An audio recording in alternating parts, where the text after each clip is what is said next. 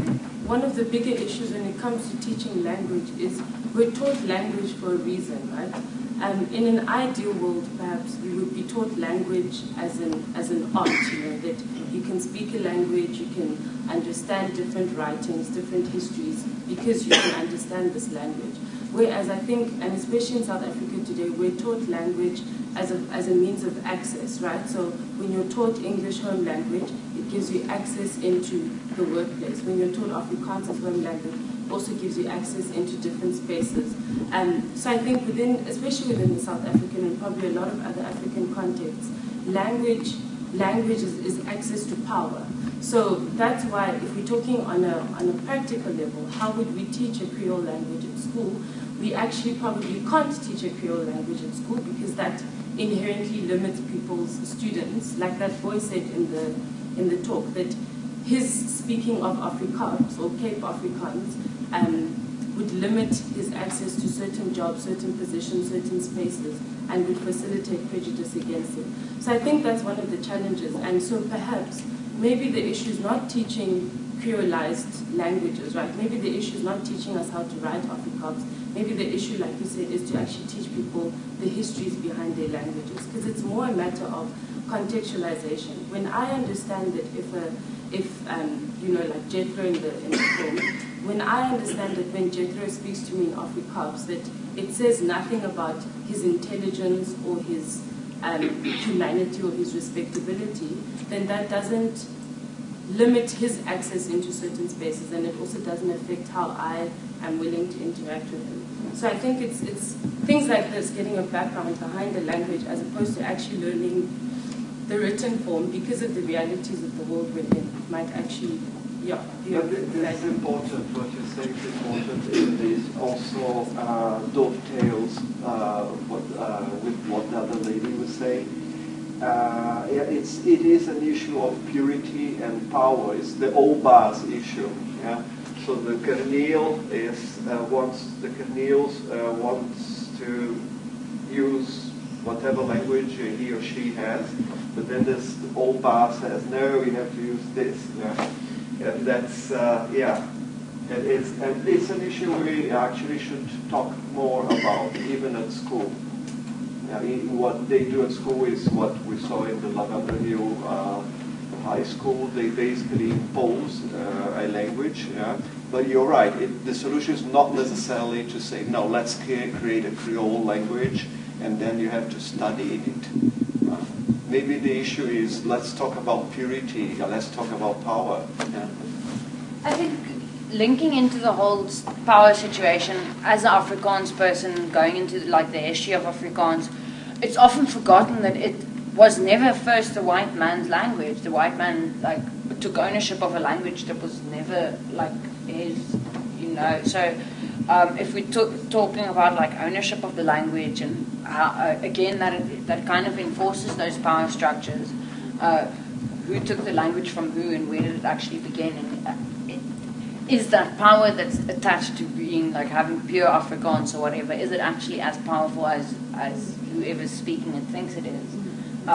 Since it isn't originally theirs, it's something stolen, it's something taken away from the people that started the language, But I think what Afrikaans people also forget is that they also have a Creolized identity in this landscape. Yes, this idea of purity has been forgotten. It kind of demystifies the whole idea of purity if they also understand that they might have slave heritage, they might have Khoisan heritage. So it becomes a lot more fluid if the debate is equalized in terms of power dynamics being brought like this instead of being kept in its hierarchical system. So I think the whole pure Afrikaans, coming from the white person is just another great example of cultural appropriation of that language, because anytime a white person does something that is ethnic, it is put on a different pedestal as opposed to a person of color or ethnic person doing it, for themselves. If a white person were to wear dreads, it would not really be disputed or seen as unprofessional, or they wouldn't be called a thug, for example. But the moment it's a black person or person of color, it's somehow diminished, or they that those two white boys, when they were asking if that person sells weed, I wonder if they would have done it if it was a white person, fashioning those dreads. Just to touch on Monda's point of a cultural appropriation, maybe I don't understand in depth, but for me, a perfect example of that would be like the Antwoord, in terms of how they actually, a lot of their style and their way of rapping in Afrikaans, I find resonates a lot with the very kinds of tone and way of speaking Afrikaans that people are mocked for when in South Africa. So for me, I think that can also be used as an example of a clear link between how Afrikaans, or this specific style of Afrikaans, is appropriated by South African artists and taken into the world. Okay, so Afrikaans is about a group of artists from the Cape Flats, right? And according to the 2011 census, thousands upon thousands of people on the Cape Flats speak Kaapse Afrikaans or Kaaps. And my question is, it's like the language of the people, a lot of people speak it. But if pure Afrikaans standard Afrikaans is possibly subsequently phased out of the universities or on an institutional level, will Afrikaans then die, even though a variety such as Kaaps is spoken by lots and lots of people? I think, if I can answer this, I think that you, in asking a question like that, I think that you give the power of language loses. You're giving the power of language. It's kind of lost in a question like that, because language is very much constructed in a home environment or in a community environment. So even if the university, and I think that when we talk about university, it's knowledge systems that are we come here for knowledge. So then we also give language the highest level of drawing across language, and I mean drawing across knowledge. So I think that we forget then where we learn how to speak a language, and that is not at university, but that's very much in the home environment, in the community environment. Because if we take the argument further, then we could say isiXhosa might have been lost already because it's not institutionalized, or Zulu is lost because it's not institutionalized, Venda is lost because it's not institutionalized. So we need to not give language that put that language on that high pedestal, where we say if it's put out of or if it's knocked off the pedestal, then it loses all of its power. So I think that's the kind of conversation where I think your question leads to. But because that's the debate on multilingualism. Yeah. Is whose language gets priority, or is it equal? So I think that it becomes very difficult when we start to try and yeah. I think there's something quite interesting about how what I'm struggling with, and maybe we've been speaking around it in some ways, is that for me I've been confused about how language operates as an identifier of your own culture in some ways. And that's exactly what Stephanie is saying. Should language become your signifier for your ownership of your culture? Should it be something that you operate and say, because I speak this language, I am of that culture? And I think that for me is a very tenuous sort of space. Because what Afrikaans is trying to do is trying to reclaim what was... No, it's showing an evolutionary state of language. And I think that's very important to think that language should evolve. But my question, furthering from what I was just saying now, is that if language evolves, then this ownership of culture and space and how you identify yourself within different spaces and inclusiveness from other people who don't necessarily speak that language well, how do you then make it so that it's... I mean, I'm from Zim, and 4 years ago, I never spoke Afrikaans. Now I'm texting in Afrikaans.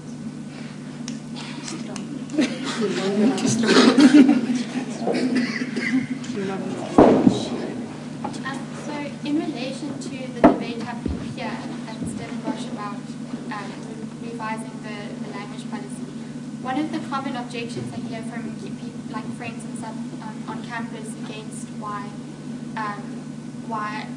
all lectures should be in English is that people say, oh no, it's not exclusionary to black people because black people and colored people speak Afrikaans here too. So do you think that maybe this film could be like an instigator for seeing how, as a language of instruction, English is actually beneficial to the colored people and black people, even if they do speak Afrikaans, because the Afrikaans being taught here is not conducive to learning engineering or maths or whatever.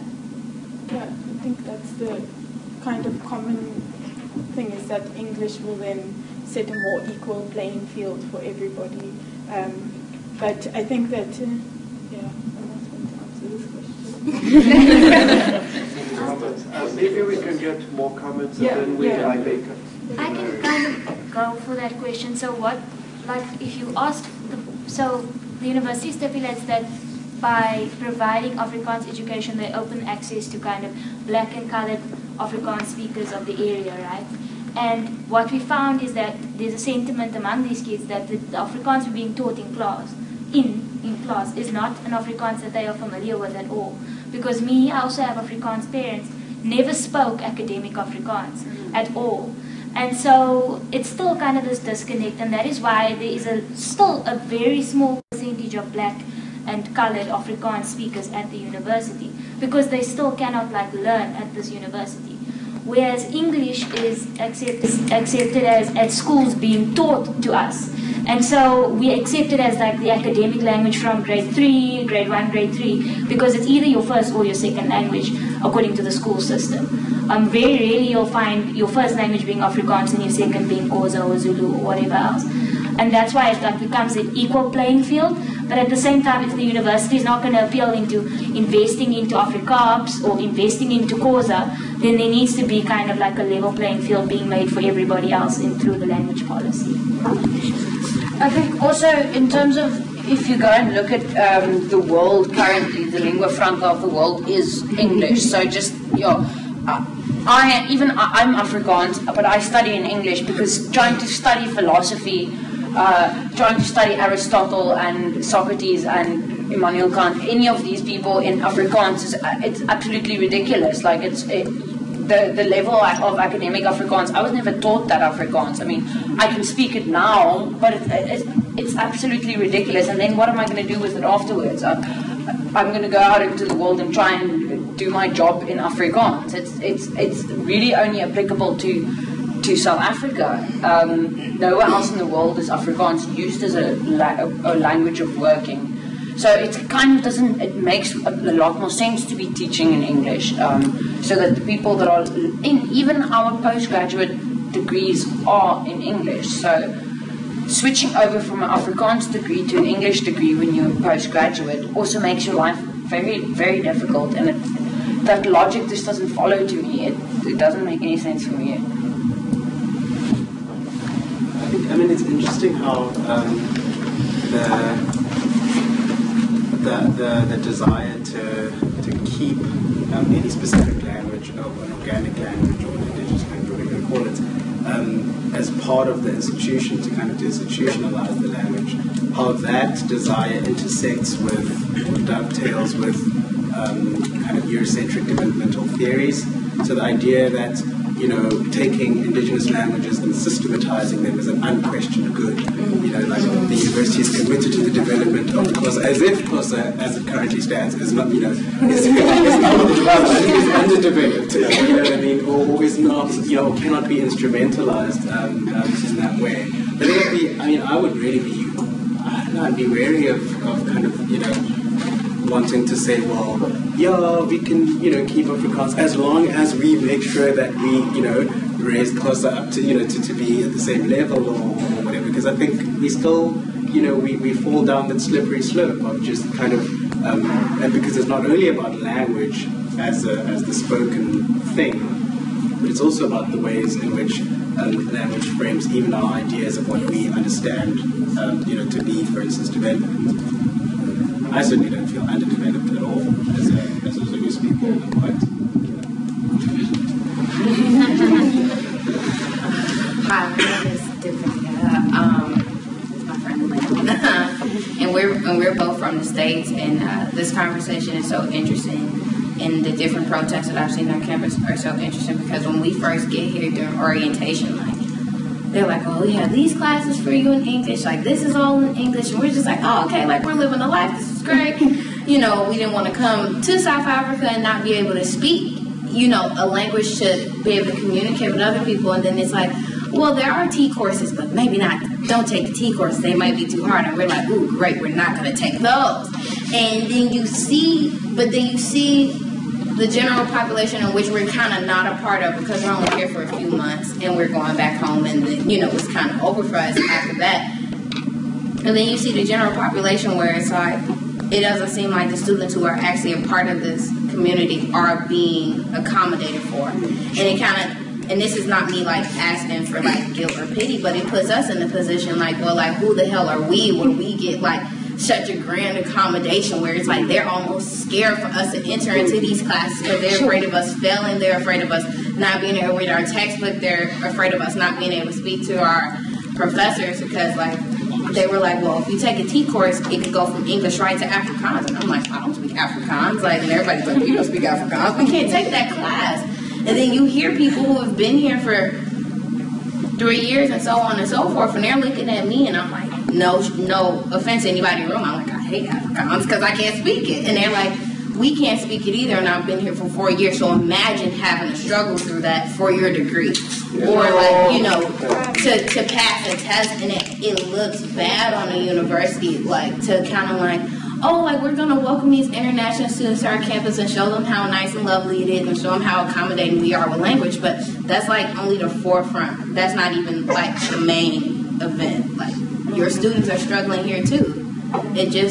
It puts it's like an odd predicament to see. Yeah, something with language which always like baffled me is like my parents, they speak more standardized or more fluent Afrikaans than English, as opposed to like me.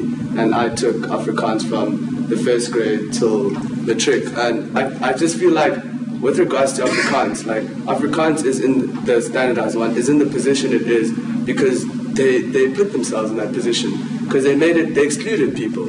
And like by excluding, because why is it that I can take Afrikaans from the first grade to the 12th grade and still not understand it? Like, and with the majority of my friends, like I can't have a very like a continuous conversation on Afrikaans, but yet so it almost seems like because they've excluded people for so long that no one wants to speak their language. But then how is it English people, like I went to an English school, I can speak fluent English and so can most people, but somehow what did like Afrikaans do that English, like what did English do that Afrikaans didn't do? And when I just look at it, it's just the fact that they excluded people. For so long they excluded people and they continue to do it here. And now they have a group of black students who are fighting to be taught in English. Like, I mean, we're not English, we're not fighting for, but yet we are in this position. So it's almost like, with regards to, like you said, the university, they are in this position because they put themselves in that position. Had they actually like encouraged us to actually, like, I don't know, to want to learn the language, we probably wouldn't be in this position, but they haven't. They always made it, like, if they can alienate people from Afrikaans, who even have a closer, like, relationship with the language, and they alienated them, how are they ever going to get us? So this fear that Afrikaans will die, it will, I can assure you. And that's because it will.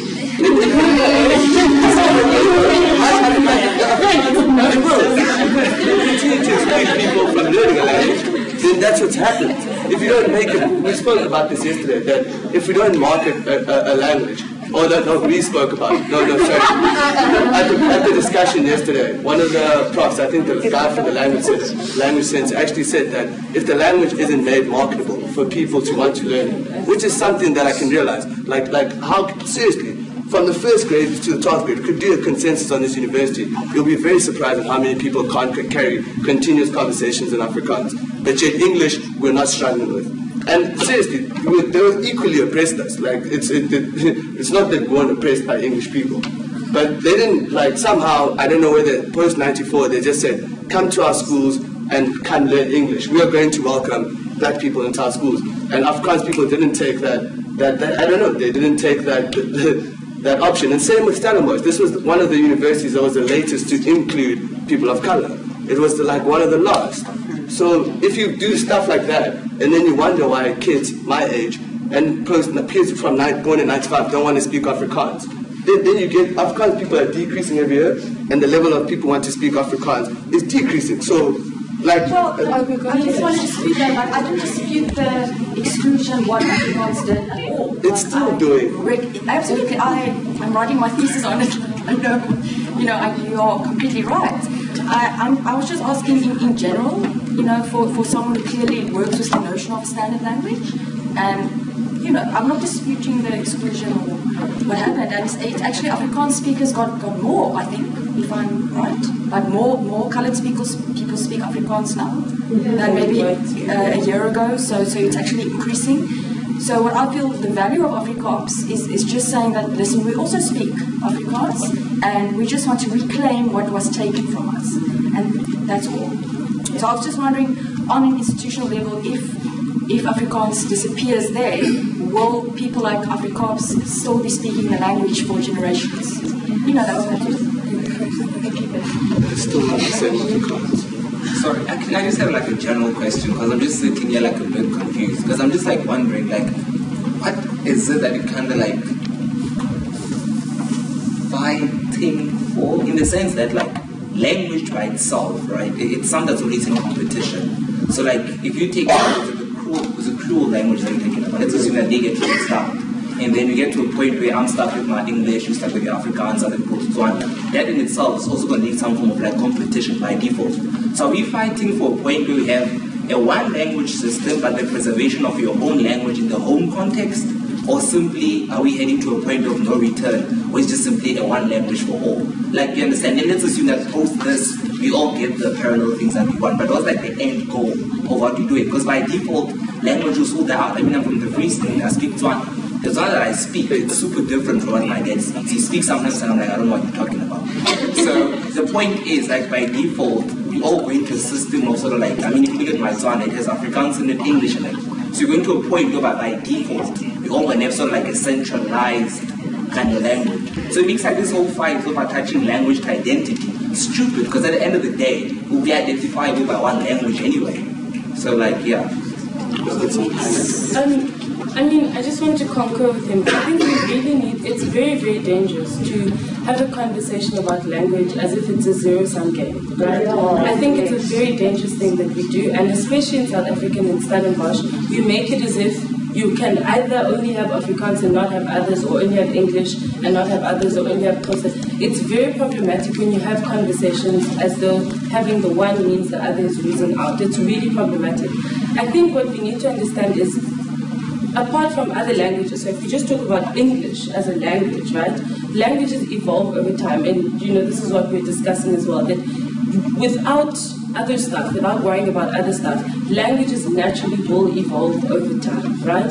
And so we must understand that language is something that becomes, like I said earlier, like it's an issue of functionality and accessibility. I'm Nigerian, right? I'm born in Nigeria, grew up in the Eastern Cape. I speak Igbo, I speak English, I speak Afrikaans, I speak Xhosa.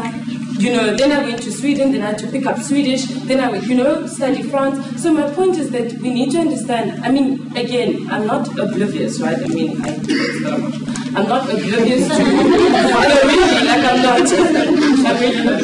I'm not oblivious to the way language has been used to abuse and exclude people, especially Afrikaans in Stellenbosch. It's definitely an issue of exclusion and power and blah, blah, blah, blah. But the point is that whether Afrikaans stays or not at Stellenbosch University, I don't think that's going to be a big determiner of the kind of outcomes we are looking for, right? I think the bigger issue is understanding firstly how language is used. Because in a different world, perhaps 20, 40 years ago, we could have talked about how English was exactly the same thing, right? English has been used to exclude people, has been used to oppress people. This is like, it's how languages progress. If we think of way back, before even English came along, Latin, right, was also used to include and exclude. So we can't have these conversations as though, there's a devil that's just pushing the whole process, and it's this fatalistic game. It's not. Languages do evolve, and languages are functionality. You pick up, you understand languages, or you don't understand languages, and that inherently is what limits or allows you access into certain spaces. And I think that when it comes to Stellenbosch University, if we could understand, so if we could frame the conversation differently, right? At the base level, the conversation is that people sit in classes, they don't know what's going on because of the language being spoken. Full stop, that's it. So what you need to do, facilitate classes where people can understand what's being spoken. If you happen to be in a country where people can understand English most of the time, then facilitate that most classes can be available in English, where you also have practical capacity to allow the people who understand Afrikaans and can function academically in Afrikaans, then you have classes that can cater for them. But if the majority of people are calling for, understand English, it's not necessarily about English being powerful and Afrikaans dying. It's about the fact that we need to get access into certain spaces by virtue of getting our degrees, and we need to understand how we're going to get to that point. That's the end.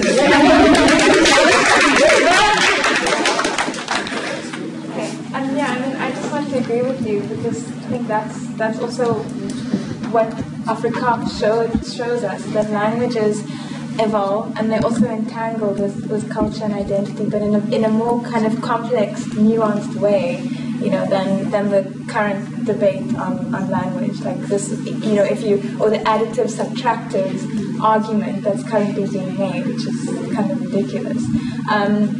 And then also to question whether it is the university's job to preserve language. I mean, is it, should we as Stellenbosch University be concerned with the preservation of Afrikaans as a language? I don't think so. I mean, we come here to learn disciplines in various fields, not for the preservation of the language. And I mean, by all means, preserve the language. If establish a center for Afrikaans, or a center for Sepedi or isiZulu or whatever it is. But but if English as a language is more accessible to the majority of people of this country, then classes should be in English. I mean, that's just, yeah. So related to the point about access, controlled access and power, so in your experience, I mean, I'm not very familiar, are there examples of cases where, I mean, it's this dominance of language and the purity of race and the purity of language has always been part of nationalist movements, fascist movements. So in the aftermath of that, have there been successful movements that have destroyed the prejudice or been able to reclaim some of these in the way that Afrikaans is trying to? And then the other thing is, how do you do that? How do you have that project where you try to reclaim the history and to destroy the prejudice in a globalized world where the dominance of English is because of British imperialism and is being continued because of American imperialism? So how do you do that? How do you reclaim the history? How do you do that destruction of the prejudice? And has it been done before? Successful? Okay. Just before I forget, I find all your comments, suggestions, and questions very, very much to the point. Very, very interesting. The language appropriation issue is actually not so much cultural appropriation, but a cultural invention of purity of language.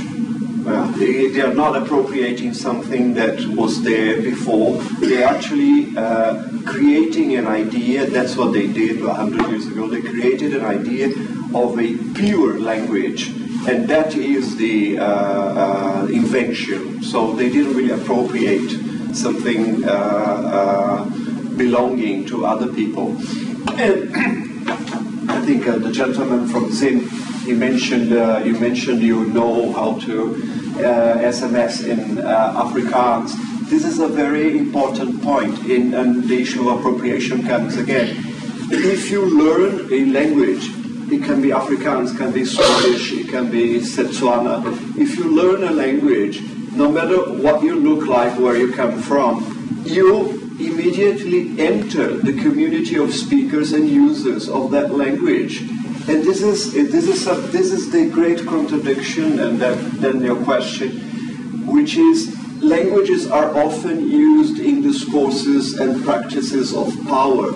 And you're right, Afrikaans is a major example of this. Afrikaans has such a history of exclusion, which we have been digging up tonight.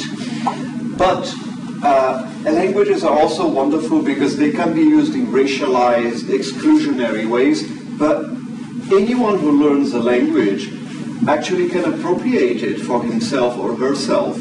And this is also incredibly liberating, because then you basically pull the carpet from under these discourses and practices of exclusion and racialization, etc. So it's very complex. You're right, when you talk about languages, there are many issues that come together.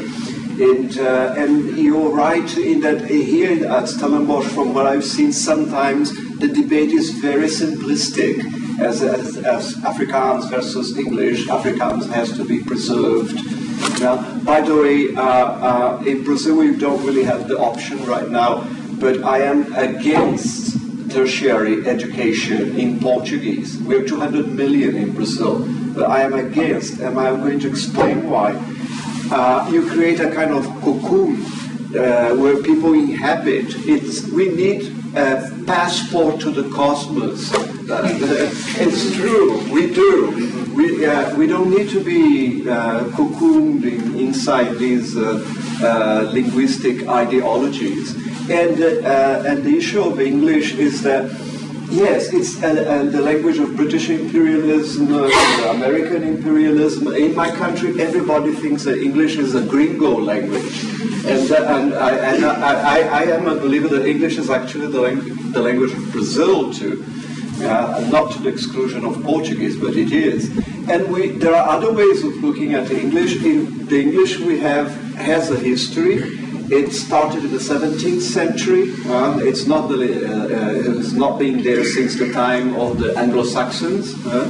And if you look at countries like Nigeria or India, where English has been made local, has been appropriated, and has been creolized. So that's the power of English. And at this historical moment, no other language has creolized itself to such an extent, has spread itself so widely. So that's the point. And so there's no, I think, the debate on English and Afrikaans is fake, because there's no way that any language can compare with English on some level, but on another level, yes, they can. And just one more thing, sorry. We have to learn to think about languages as related to each other. Like you mentioned, the Setswana, it's actually full of English, full of Afrikaans.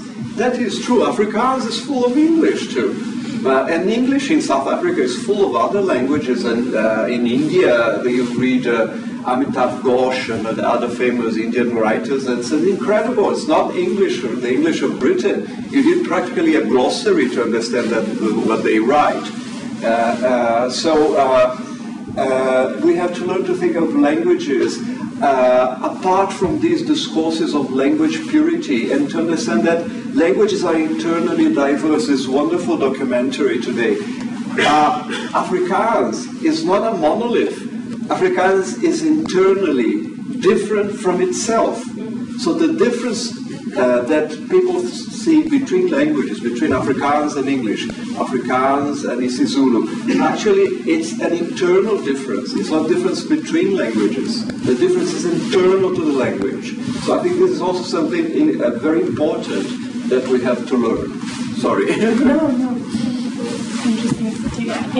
Does anybody else have the question in their mind? Yeah, I just thought about it now. I mean, it's a quick 5 seconds that I just thought about. I just want to ask you, so if you think like the answer to like this whole question about language is actually just like trying to remove identity from a language, if all languages are to some degree somehow related. So maybe like I know it sounds to me like the only possible way to kind of like just remove this whole fighting, to maybe instead of saying, or to try and teach in the way that, like, you know, language, like, the most important thing is to get a message across and just remove the idea of, like, it's my identifier. If you understand what I'm trying to ask you in a way. Language is an identifier, and it gives us our reality categories, our mother tongue. So what I'm trying to ask you is that maybe to try and sort of like remedy the discourses that we have regarding language. I'm just wondering, is then the one pull for that to try and sort of like remove language from identity? I mean, it just came up, and I'm just wondering. Well, language is always moving away from identity. Like if you learn Afrikaans, you can become an Afrikaner. You can. It sounds funny because we have this racialized idea of the Afrikaner, which was constructed historically. But language gives you that possibility. Yeah, I'm not kidding. I learned Japanese. The Japanese don't think I am Japanese. I'm sorry, I have some claim. Two more questions, and then we can start wrapping it up. More here. Yes, okay, Chantal? I don't have a question, I just more have a comment. I just find this whole preservation of the Afrikaans language by an institution absolutely ridiculous. Like, it's not as if when we stop like teaching Afrikaans in class, like I'm going to stop speaking Afrikaans at home and people are suddenly going to stop, like Fokhof Polisiecar is suddenly going to stop, and people are suddenly going to stop writing in Afrikaans. I just find it very ridiculous that the constant like push against this whole change forward is no, but it's going to die out. And it kind of, I'd start inquiring into like how much do you believe in your language if you think it's safeguarded by one university? How much do you think of your language if you think it's safeguarded by one university in the entire South Africa? I just find it ridiculous. I think when they talk about preservation, they're talking about preservation of this idea of a pure language. That's what the preservation is about. The language of the Afrikaans, that was never protected. There was never an issue of preserving this, and they're here. It's also when people say that we should preserve Afrikaans or whatever, what they're actually saying, because historically Afrikaans, the pure Afrikaans that you talk about is connected to power. So what's actually being said is we should preserve Afrikaner white power. So yes. The discourse on language is not innocent, as you pointed out too. There's always this catch. But always remember, you can always escape this catch too. This language is open-ended. Like this, the language of this documentary is not the language of power. It's not the Obas. It's the Khmer.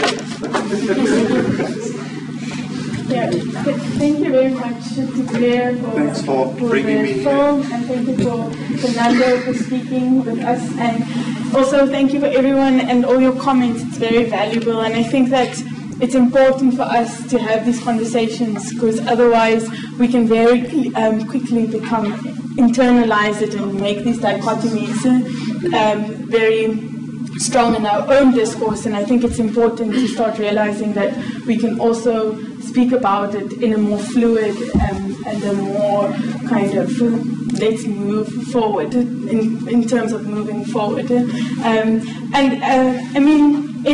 I mean, just from my own experience, when I speak Afrikaans in Rotterdam, and I look the same as the students I teach, but they laugh at the way I speak Afrikaans.